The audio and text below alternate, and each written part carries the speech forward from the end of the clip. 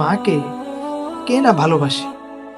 মা হচ্ছে এমন এক জিনিস যা পুরুষ নারী উভয়ের একটা আবেগ, ভালোবাসা, ইমোশন কাজ করে। তো আসলে আজকে মাকে আমরা ইচ্ছাকৃত হোক বা অনিচ্ছাকৃতভাবে হোক, আসলে আমরা আজকে অনেকেই মাকে অবহেলা করছি বা কেয়ার করতে আমরা ভুলে যাচ্ছি। তো আমি আজকে জাস্ট ইনফর্ম করব একটা শর্ট স্টোরির মাধ্যমে, যাতে করে আমি আপনি সবাই মাকে কেয়ার করতে পারি, কেয়ারে যাতে আমাদের সহায়ক হয়। তো চলুন একটা শর্ট স্টোরি আমরা শুনি। একদিন একটি ছেলে, বয়স 8 বছর, সে বাড়ির কিছু কাজ করে মার কাছে গেল। গিয়ে একটা ছোট কাগজে মাকে একটা চিরকুট লিখে দিল।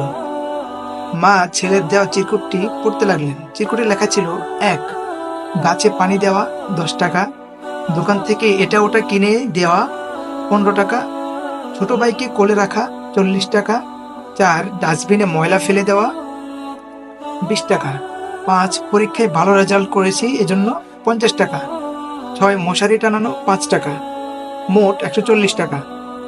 মা এই চিরকুটটি পড়ে মুচকি হাসলেন। তারপর তিনি তার 8 বছরের ছেলের মুখের দিকে কিছুক্ষণ তাকিয়ে রইলেন। তারপর তিনি একটি কাগজ নিলেন। কাগজ নিয়ে তিনিও লিখলেন। মা আসলে তো ছেলেকে অনেক ভালোবাসে। তারপরে তিনি লিখলেন যাতে ছেলে বুঝে। তিনি এক টুকরো কাগজ নিয়ে ওখানে লিখতে লাগলেন: 1, তোমাকে 10 মাস পেটে ধারণ করেছি বিনা পয়সায়। 2, তোমাকে দুধ পান করিয়েছি বিনা পয়সায়। 3, তোমার জন্য রাতের পর রাত জেগে থেকেছি না ঘুমিয়ে বিনা পয়সায়।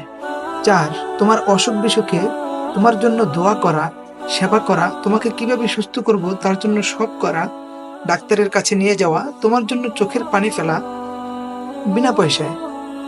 5, তোমাকে গোসল করানো বিনা পয়সায়, তোমাকে গল্প শোনানো, তোমাকে খুশি করানো, ছড়া শোনানো বিনা পয়সায়।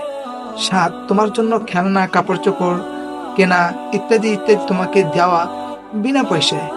8, তোমার কাঁথা ধুয়ে দেওয়া, তোমার জামা ধুয়ে দেওয়া, শুকানো, তোমার জামা বদলে দেওয়া বিনা পয়সায়। 9, তোমাকে লেখাপড়া শেখানো বিনা পয়সায়, এবং তোমাকে আমার নিজের থেকেও বেশি ভালোবাসা সম্পূর্ণ বিনা পয়সায়। অতঃপর ছেলেকে যখন এই কাগজটি মা দিলেন, দেওয়ার পরে ছেলে ওই কাগজের নিচে লিখে দিল: মা, তোমার এই বিল জীবন দিয়েও পরিশোধ করা আমার দ্বারা সম্ভব নয়। মায়ের পায়ের নিচে বেহেশত, এটা আমরা সবাই জানি। মার সন্তুষ্টি আমরা অর্জন করি, সে সাথে বাবাকেও আমরা সন্তুষ্ট রাখি। বাবা মা আমরা উভয়কেই আমরা যথাসাধ্য আমরা সম্মান করব, তাদেরকে সম্মান করে রাখব, এবং তাদের বৃদ্ধ বয়স হোক, তাদের মধ্যম বয়স হোক, আমরা তাদেরকে অবশ্যই কেয়ার করব। তাদের অবহেলা যাতে আমাদের দ্বারা কখনো না হয়, ইনশাল্লাহ আমরা চেষ্টা করব। এর বিনিময় তো আল্লাহ তাআলা অবশ্যই দিবেন।